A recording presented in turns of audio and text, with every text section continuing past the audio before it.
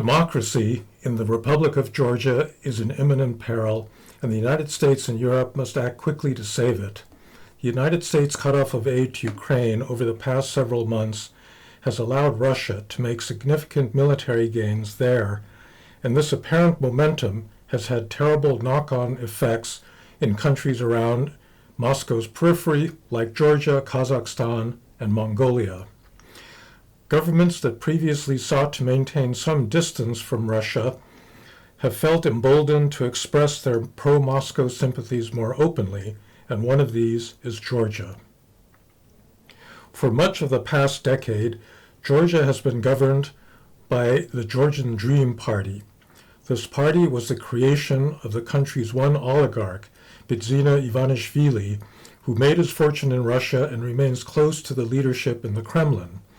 He served briefly as prime minister, but found that he could influence things more effectively by giving up his formal office and operating behind the scenes. The party he bankrolls claims to continue to want Georgia to join the European Union, but in fact has been serving the Kremlin's interest. It failed to join the European sanctions regimes at the outset of the full-scale war against Ukraine and has become a major conduit for sanctions evasion.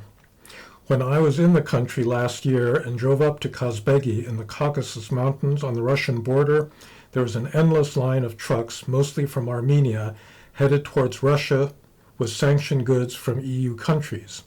This is despite the fact that a very large percentage of Georgia's population remains pro-European and sharply critical of the Russian attack on Ukraine.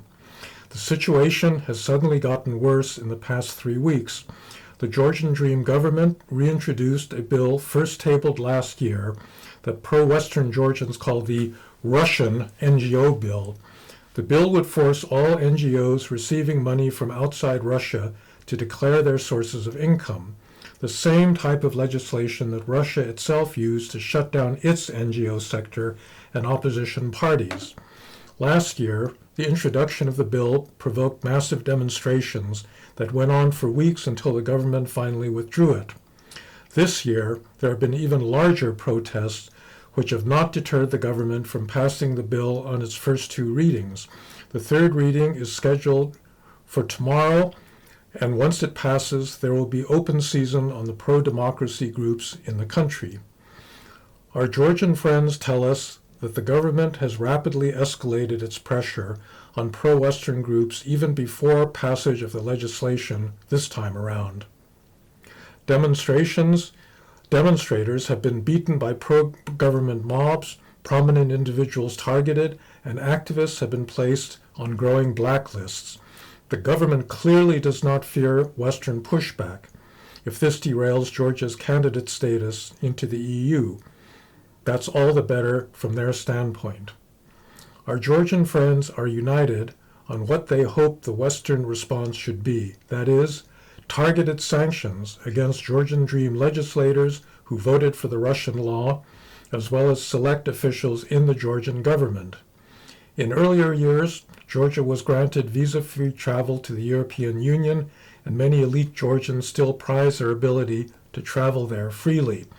Forcing them to apply for visas would impose real costs on them.